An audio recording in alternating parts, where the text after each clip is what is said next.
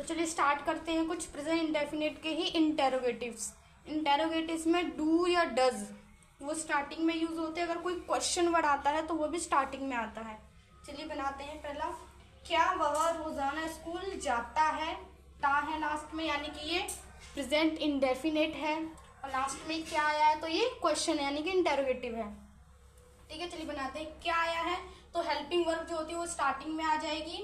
क्या वह और वह है, सब्जेक्ट हमारा सिंगुलर है तो डज का यूज करेंगे। डज, सब्जेक्ट है ही, डज ही। जाना है तो गो, डज ही गो। अब ये ध्यान रखें यहाँ पे बेस फॉर्म आई, क्योंकि ऐसे ये हमने पहले यूज कर लिया है हेल्पिंग वर्ब में। Does he go to school daily, तो ये क्वेश्चन है। नेक्स्ट, उसे अंग्रेजी कौन पढ़ाता है? अब यहाँ पे देखेंगे जो क्या वर्ड था, जो क्वेश्चन वर्ड था वो यहाँ पे स्टार्टिंग में आया था, लेकिन यहाँ पर क्या है क्वेश्चन वर्ड वो है वो बीच में आया है। तो बीच में अगर कोई क्वेश्चन वर्ड आता है तो उसकी ट्रांसलेशन में सबसे पहले इंग्लिश लगाई जाएगी। उसे अंग्रेजी कौन पढ़ाता है? तो कौन की जो इंग्लिश होती है वो होती है हु। अब पढ़ाता है तो पढ़ाने क्या होगी? Who teaches, who teaches him.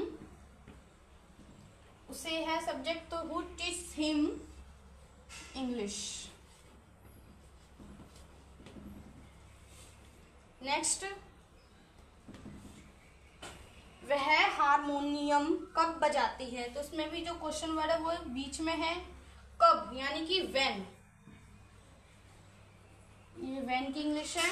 When कब बजाती है तो डज लगेगा क्योंकि शी है, क्योंकि सब्जेक्ट क्या है वह, यानी कि सिंगुलर है। व्हेन डज शी, वर्ब की बेस फॉर्म प्ले, क्या बजाना है? Harmonium. When does she play the harmonium,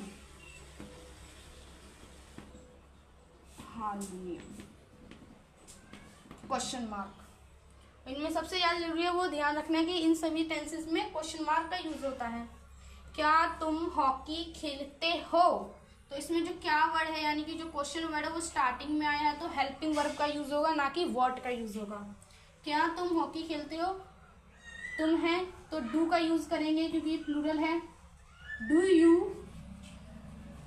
फिर वर्ब की base form do you play hockey, question mark. Clear?